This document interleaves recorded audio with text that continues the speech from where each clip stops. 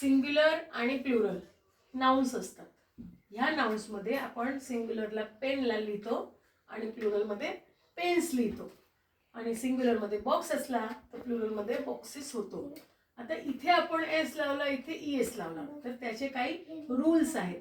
तर ते रूल्स काय आहेत? सिंग्युलरमध्ये ए किंवा एन आणि द असे आपण यूज करतो. पण जेव्हा ती प्लुरल असते तर आपल्याला कसं कळतं ते प्लुरल आहे? जेव्हा त्याला एस किंवा ई एस लावलेलं असतं शेवटी, तर आपल्याला कळतं ते काय आहे, प्लुरल आहे, सिंग्युलर नाही आहे. तर आपण प्लुरल असताना काय करायचं? सिंग्युलरचं प्लुरल करताना, तर समजा इथे बॉयज आहे, बॉय आहे, तर बॉयचा प्लुरल काय होईल? बॉयज होईल. बॉयला काय लागतो? फक्त एस लागतो.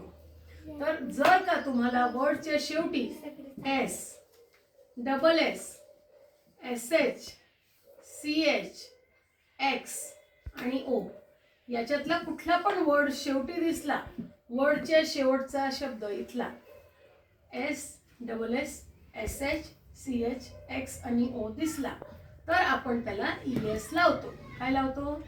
ई एस लावतो. समजा ब्रांच आहे, B R E N C H, तर आपल्याला इथे शेवटी सी एच दिसला, तर आपण इथे काय लावणार?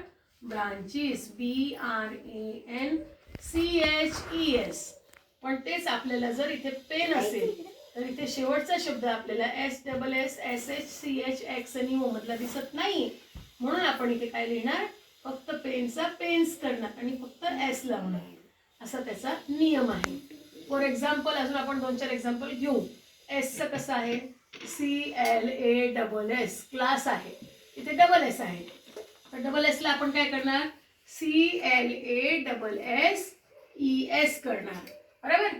अजून एस एच आहे, तर एस एच आपण काय काय करतो? School, S C H double O L, school आहे, तर इथे एस आणि एच आहे पण इथे मध्ये आहे, इथे नाही पाहिजे, तो आपल्याला इथे पाहिजे. स्कूलचं काय होईल? स्कूल्स होईल. पण इथे आपण काय करणार? सी एच एस एच आहे म्हणून ई एस नाही लावणार, कारण तो शेवटी नाही, शेवटी असला पाहिजे तरच आपण तिथे ई एस लावतो, नाहीतर फक्त एस लावतो. थँक्यू.